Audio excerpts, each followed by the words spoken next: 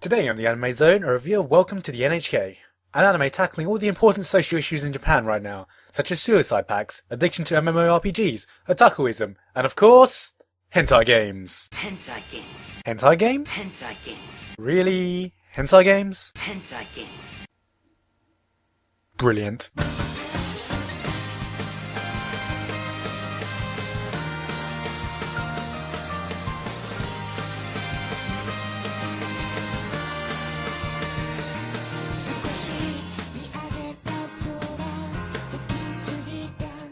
The slice of life genre and I have had a strange relationship in the time I've been watching anime. I don't know, there are many slice of life animes that I like, but every time I hear about a new interesting one, it just takes me about a lifetime and a half before I can actually motivate myself to watch it. Probably because every time I hear the term slice of life, I always seem to imagine happy-go-lucky kids either getting involved with some stupid cheesy love triangle, or generally doing stuff which in the end would resemble everyday life in the same way that marathoning all the Twilight movies in one day would resemble any semblance of fun.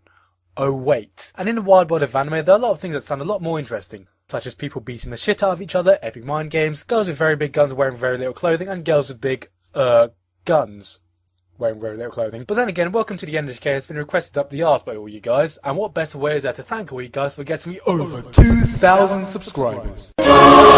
Sorry, Sato Tatsuhiro has a problem. He's 22 years old, a college dropout, and he's a hikikomori. What this means is he spends all his time locked up in his apartment either sleeping, watching TV, or smoking his fag all day. That is, smoking cigarettes all day, not blowing his homosexual male partner for you Americans out there. You get it now? I get it! Suck me dry! Sato believes he's been caught in a huge conspiracy created by the Japanese TV station NHK, in their evil plan to turn the entire country into hikikomoris. How did they achieve this epic plan, you ask? By airing addictive anime. What? Yes, he then confirms his theory by conversing with his fridge, so you know right there that somewhere along the line he took one too many knocks to the head and went off to cuckoo land. But all hope is not lost as one day a strange girl shows up who claims she has selected Sato in a project which will cure him from his hikikomori disease. And so, Sato starts his epic road to recovery, as he gets addicted to MMORPGs, joins suicide pacts, and makes hentai games. Hentai games. Yes, hentai games. The magical place where tentacle migrate fuck buddies, breasts generally are considered large until they start generating their own gravitational field, and every girl is content on getting a hold of a big gun.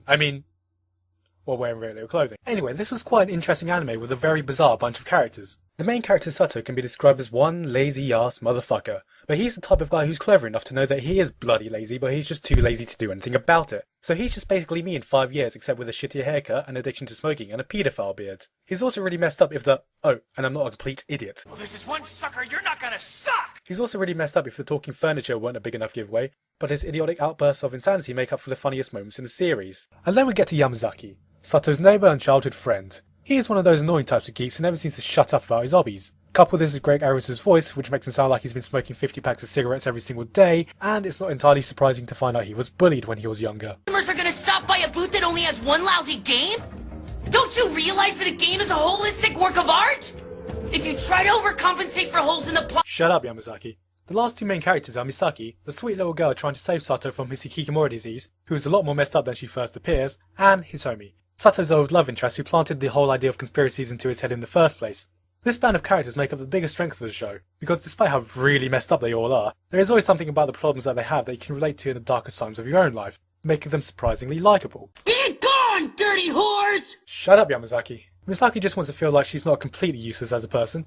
Yamazaki just wants to achieve something and leave his mark. Get gone! Shut up! Hitomi feels like the whole world's against her, and Sato is just... It's perfect. Taking dirty photos of little girls is exactly what an ugly, pathetic, filthy, pervert dumbass would do. Actually, I'm still trying to figure that out.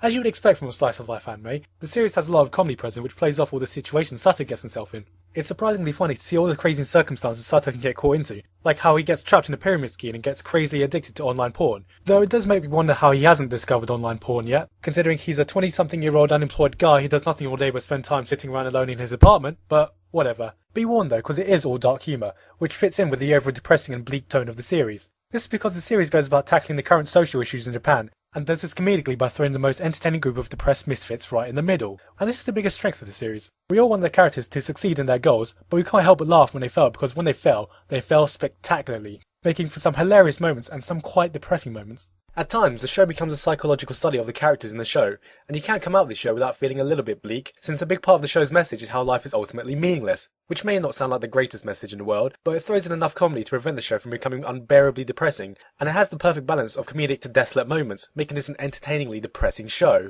The animation in the series gets the usual dash of gonzo treatment, meaning about 3/4 of the series gets done by top-notch animation directors, which results in some really good animation, and then the rest of the episodes presumably gets tossed to some 4-year-olds with colouring pencils. The soundtrack also deserves a special mention, since I really did take a liking to it in this show. It consists of a mixture of insert songs which never did fail to enhance the emotions of the scenes, especially the ones with the feeling of loneliness and isolation that are so ever present in the show. Except for one song, of course, which is so annoyingly addictive that it will haunt you in your dreams. And if you've seen this show, you will know which one I'm talking about.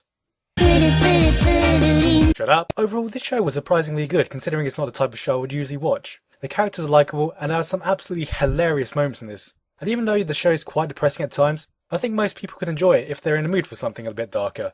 So this show gets a good recommendation, unless you think your life is already perfect with all sunshines and rainbows, in which case I would suggest you go to the nearest hardware store, buy a toilet plunger and pull your head out of your own arse. I give this anime a 9 out of 10. Be gone, dirty whores! Shut up, Yamazaki!